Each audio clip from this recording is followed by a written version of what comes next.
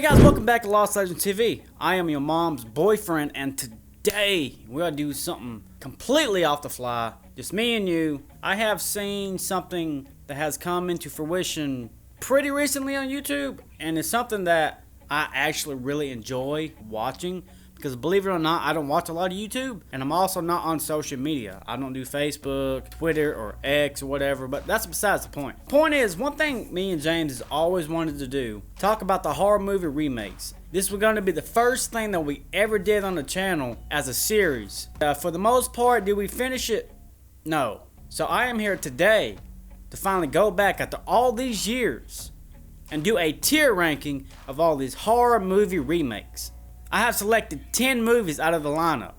And here's the categories. We got Your Mom's Failure, Copycat, Faithful, Better. And I know, better is a ballsy word. Ballsy. But hey, you know what? Facts are facts, you know? Now allow me to shut the fuck up and let's get into this. Let's pick this at random. Ooh, because we have so many good ones here, man. We really do. You know what? I'm going to start with Cabin Fever.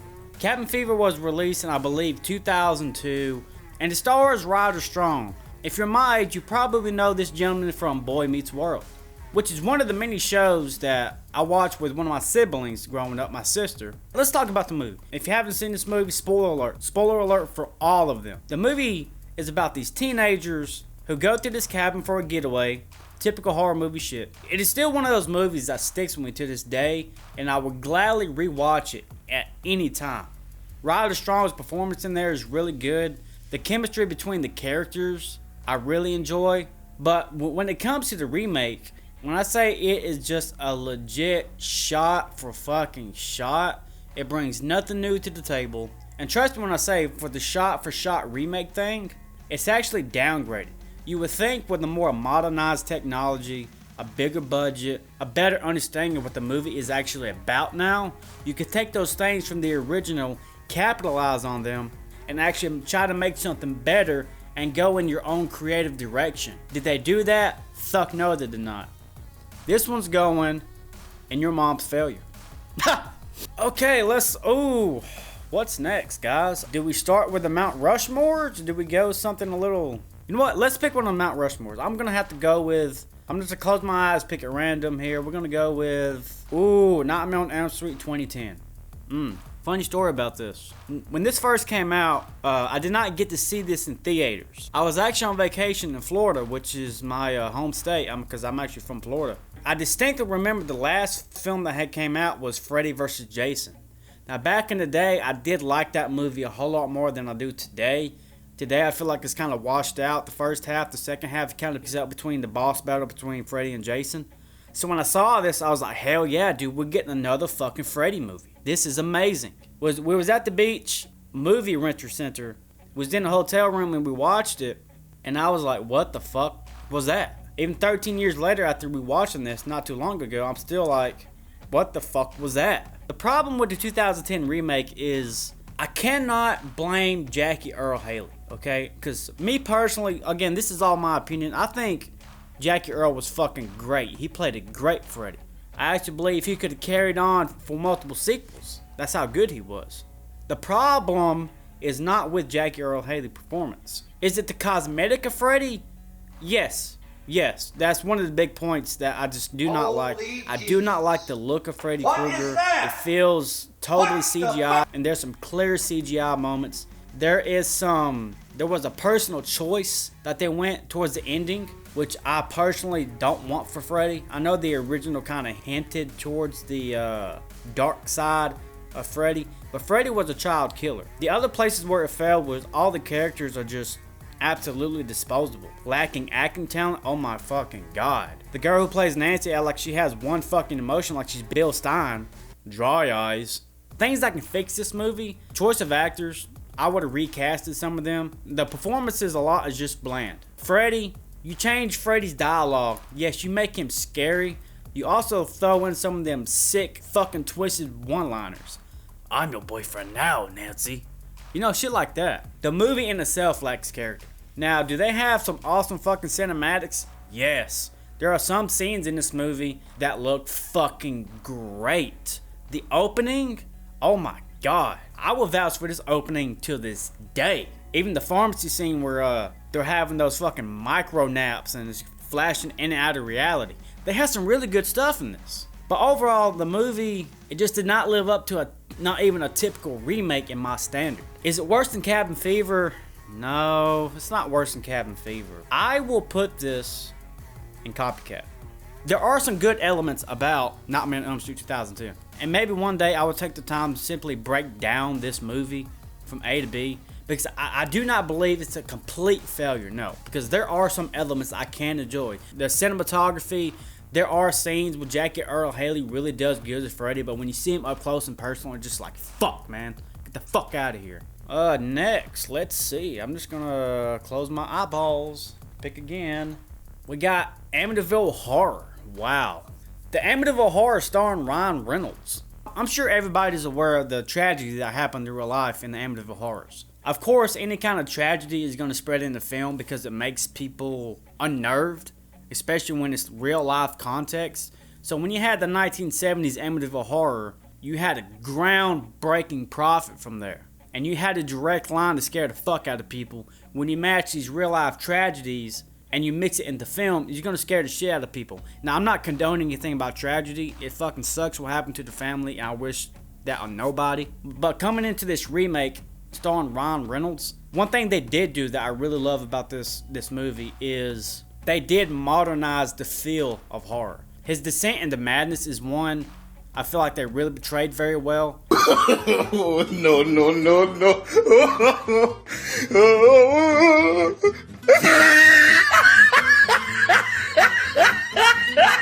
Ryan Reynolds is the best part of this movie. As far as like actually scaring you, yes. I think it will the first watch. But I do also think this is one of those movies where if you rewatch it time and time again, a couple of times every year, I feel like it becomes kind of washed out. I've never forgotten one of the small details about this movie. There's a scene, Ryan Reynolds accidentally kills the dog. He wakes up in the middle of the night or the next morning and he hears a fucking dog barking because he's starting to have these fucking hallucinations or it's like the demons fucking with him. The only problem I have with this film is, and I will halfway defend this, they went a direction I really didn't care for, but at least they had the balls to go in a different direction. They went through this whole burial ground, kind of alpha, like there's this alpha ghost. There's this little dead girl who's being tortured by this entity in the house. But overall, comparing it to strictly the original, I feel like it did do a good job of modernizing the basic elements and also trying to put its own twist on it so it would be original. So I will put this in faithful. You know what? Just because I want to get this shit out of the way, let's go Rob Zombie's 2007. There is not enough time in the world for me to fucking vent about this movie. Some days I love this movie, some days I fucking hate this movie. Things they got right, Michael Myers.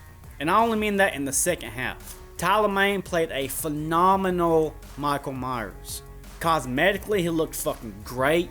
He was brutal. This was the most brutal Michael we have gotten since probably Halloween 6. You know, yeah, you might have some fucked up movies, but if you get Michael right, baby, you got me halfway. Now, one of the fucking things I just cannot stand about this is Michael's backstory. Why does Rob Zombie have this fucking need to go in this redneck, ancestral fucking white trash trailer backstory in all of his movies? And I'm not knocking Rob Zombie. I really enjoy his films. House of a Thousand Corpses, 31. I really like Rob Zombie's content. Not only his movies, I really like his music as well. But you took my favorite slasher and you gave him the most fucking I fuck my cousin kind of backstory, and it just doesn't fucking work with Michael. I would say this for any slasher out there. Once you take the mystery away and you explain the motive and you explain why he's doing this, it's game over, guys. But the direction he took with that is just, I cannot get down with it. However, the second half when he's an adult, I really like. I liked Dr. Loomis in this. He did a very decent portrayal of Dr. Loomis. Is he a Donald Pleasance? No. And I don't expect you to be from a remake. So this is going, man, I fucking need a tiebreaker here, but I don't have one. Because it's not a copycat, but I cannot put it at faithful either. Damn it, what do I do? I've made my mind up. I have to go copycat. Did they try to create their own angle? Yes, and the fucked up backstory and him trying to somewhat be with his sister instead of trying to kill his sister, and Lori is not just some innocent bystander, you know. Just basing this off the first H1 and not H2 or anything else. Just the basis, Halloween, 1978. I still fucking feel like you took some of John Carpenter's greatest elements and just fucking spit on it, man. The other thing about this movie is the fucking score is great. Lori played a phenomenal Lori. You know, I'm glad they went their whole way with it. Daniel Harris as Annie played a great role. Brad Dourif as the sheriff. Like, you have a really good all-star cast here. The problem is I personally cannot put the first half over this. The second half of this, even though as great as it is, I feel like it does not justify all the fucking bullshit that happens the first half of this movie. Because I had to sit here through half of this fucking bullshit just to get to that fucking second half. Next, what do we got? Ooh, let's go Choo Choo Hawk Hawk.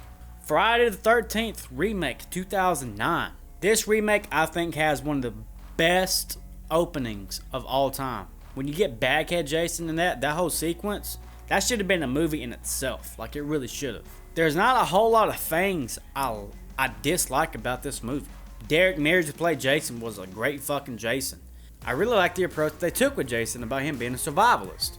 Jason Voorhees with a fucking bow and arrow, ooh, that's scary, boy. I love that shit. Call me crazy, but if I have an undead zombie Jason and a humanized smart version of Jason, this one right here, the humanized one, will scare me every time.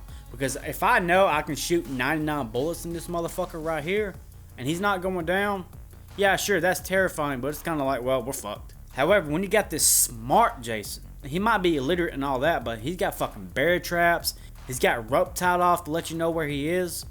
I personally think that's a great approach. Jared Padalecki is in this movie, and I'm a huge Supernatural fan. They had some decent kills in the movie. I love the opening, recapping Pamela's beheading. I really love the ending, where Jason pops up out of the fucking pier. And him keeping that girl just because it looks like his mom, that's kind of I can easily overlook that because Jason and Pamela already have like a really weird relationship, and Jason's mind is a mystery anyway. So it doesn't surprise me that Jason would do something like that. I mean, goddamn, he kept the head, didn't he? You sick fuck. So I'm gonna put this at faithful. I feel like at the end of the day, coming from the original to part 2, to the greats to part 4, to the copycats in 5, the Kane Hodder series 7, 8, and 9, the movies got fucking ridiculous. And Kane Hodder played an amazing fucking performance as Jason. Like, he really did. But when it comes down to it, does he save those movies? Yes and no. Because at the end of the day, if I had to say, hey, is that a good movie? Part 8? No, not really. Part 9? God, no. So I would say that this 2009 entry, it is definitely a highlight. Oh, let's go Psycho. Let's give you a little history lesson here. Alfred Hitchcock, baby. Way back when, I would not watch a black and white film. That just did not appeal to me, whether it was western, comedy, horror. I had nothing to do with it. I was not fucking with them. As I've gotten older, I really, really like black and white movies. I love Psycho. I love Psycho 2. I love Psycho 3.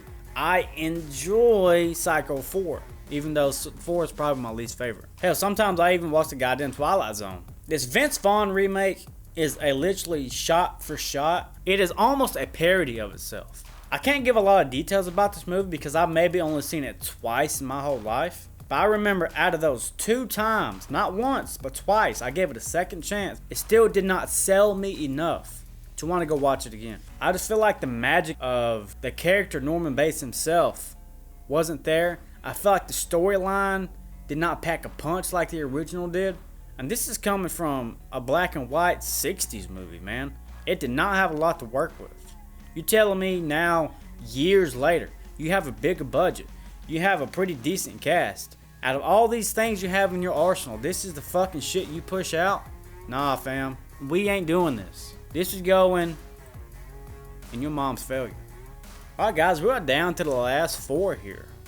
We got Evil Dead. We got Texas Chainsaw Massacre. We have The Grudge. We have It. It. I have so many things to say about It, the 2017 remake. It, the 1990 miniseries, I had on a VHS tape when I was very young, as well as a lot of other these movies right here, except for the newer ones where, you know, DVD and Blu-ray took over, whatever. That is a movie that stuck with me for a very long time. Even to this day, I can go watch that shit right now and enjoy it. When you say they had big shoes to fill, they really did. And that simple rule applies to any kind of movie franchise. If you're gonna reboot it, boy, you gotta bring the heat. The main thing I love about this movie is that it is so faithful to the original, but it does not attempt to recreate it. Bill Skarsgård played a phenomenal Pennywise. The goddamn Losers Club is actually my favorite part of this movie. Seeing these kids, their private lives, their downfalls, their upbringings, their trials and tribulations, Bill dealing with the death of Georgie, Beverly having to deal with her fucked up dad, Richie, Eddie, Mike. Each member of the Losers Club feel like their own entity. And the counterparts that was casted, boy, round of applause. The fucking cinematics in this movie. The way Pennywise plays with their fucking mind. I feel like they took everything great from the 1990s miniseries and fucking amplified it. This has to go better. Has to go better. Because it is. I mean, not only was it a great movie, it was a fucking box office success. I think they pulled in $1 billion. I mean, goddamn. Nonetheless, I really do enjoy it. 2017. When it comes to chapter 2, though, I'm kind of hit or miss on it. I don't love it as much because I feel like they spend way too much time trying to recap the first fucking film and the events leading up to that. It's still not a bad movie. It 2017, if you haven't seen that shit for whatever reason, after this video, go pop you some popcorn, get a brewski out, grab your girlfriend, have a good time. Ooh, The Grudge. 2020's The Grudge. I have mixed feelings about it. I really do. I've only seen this a handful of times. I was never a huge fan of the original Grudge. Yeah, I know. Crazy, right? But it is not a film that I will also discredit either. When it comes to the 2020 version, the biggest thing that I loved about it, detective story, and some of the fucking scenes in there were so fucking eerie. See, it's all coming back to me now. There are some really good elements about this movie. I love the acting. The only thing I really didn't like was the ending. Because I called what was going to happen. When he hugs his mom, and then in the background you see that it's not the boy. The real boy is grabbing his backpack over there going to school. But you had some mad scenes in here, man. I didn't say bad, I said some mad. But did it meet my personal expectations? No. Comparatively, both films, maybe if this was a standalone film. I had to do it though. I mean, I think at the end of the day, it's just another generic horror movie remake. I mean, it's right there in the middle. I'm gonna put this shit at Copycat. Because it could have been better. There were some scenes that was kind of eerie. Lynn Shay had some good scenes in there. They had some really good workshop scenes in there. But I feel like the movie as a whole, it spent the first half building up to that. The middle of the way just like, oh, this is getting good. And then the ending kind of failed. I have to go Copycat. Okay, guys, we're down to the last two. We got the 2013 Evil Dead remake, and we got the 2003 Texas Chainsaw Massacre.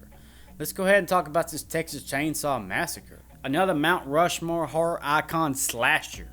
That's a big sentence to say. If I'm going to be honest with you, the Texas Chainsaw Massacre franchise is honestly probably one of the weakest there is out there. I know, crucify me, whatever. The original is a great movie. It is nasty, it is dirty, it is gritty, it is scary. Leatherface is a fucking beast. And when you add the family aspect to that, I can only imagine the shock factor of when this movie came out. Especially back in the fucking 70s. Bro, could you imagine the kind of fucking audience response and the critics out there? I imagine most of the world did not want to see this movie. So I'll completely respect what they tried to do, what they pulled off, and what they gave us. Now the other ones in the franchise, man, get the fuck out of here. I do enjoy Texas Chainsaw 2. The sequel is so fucking cartoony, and it's just a fucking big parody of itself.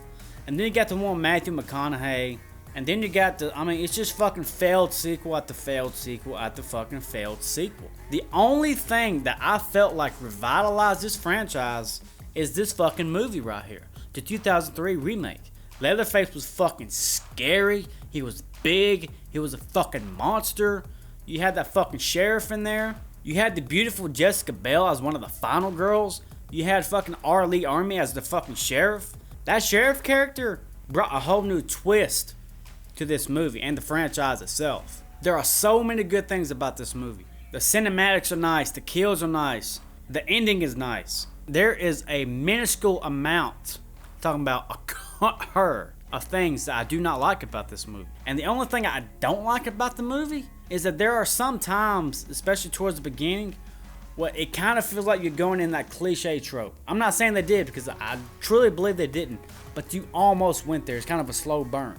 But once you fucking get there, the fucking girl blows the fucking brains out. They fucking find the house.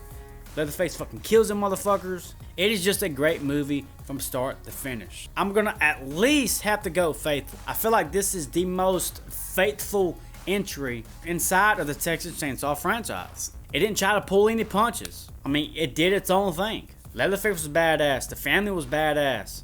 And honestly, I could almost put this better. But would I rather watch this or watch the original? I'm gonna have to go with the original, just ever so slightly. I'm gonna put this to fucking faithful. This was another entry into the franchise that was faithful. It's a good movie. I would go back and rewatch it time and time again. Now let's talk about, and I purposely saved this for last, Evil Dead Remake 2013. For those who don't know, Evil Dead is my favorite franchise in history. Nothing is ever gonna top that. Almost everybody I know think that Halloween and Michael Myers is my favorite franchise and slasher of all time. Hail to the king, baby. To me, there is nothing like Evil Dead. I go back and forth between which one's better, because I love Evil Dead and I love Evil Dead 2. But they are not the same movie. The only reason I put Evil Dead above Evil Dead 2, I'm talking about ever so slightly, is just because it stayed true to the horror aspect. But I also love Evil Dead 2, is that it threw in the comedy aspect as well and became its own thing. You know, that's why Evil Dead 2 is Evil Dead 2 and Evil Dead is Evil Dead. They went two different directions there. Not much, but they did kind of stray. You know, they forked in the road a little bit. So this 2013 Evil Dead remake, wow, dude. The cinematography on this is fucking great. I love the characters in this. You know, the main girl, Mia, I like that they all came to this cabin because she's a recovering drug addict and they think that she's just out of her fucking mind.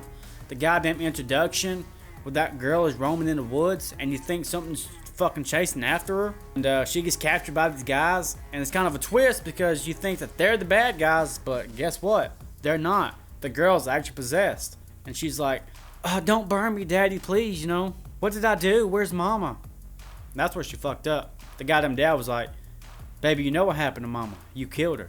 That goddamn entity inside her just fucking break. And she's being burned, and she's just fucking laughing and shit, having a good time by being fucking burned alive. Great cinematics, great acting, great black comedy, but it stayed true to the horror aspect. And even though this movie was directed by Fede Alvarez, you can still feel Sam Raimi's hands in this. Like, you can tell by the atmosphere about this. I love the kills in here. I love the shit that Mia and the final dude had to endure to go through. I like that Mia had to face the fucking demonic version of herself when she's brought back and fucking chainsaws her to fucking death. I love the callback. I fucking love the Easter eggs. And I fucking love the Ash Williams cameo at the fucking end. Like, it does not get any better than this. The 2013 remake is on par with the fucking original. I'm sticking to my guns, and I'm gonna say that it is faithful.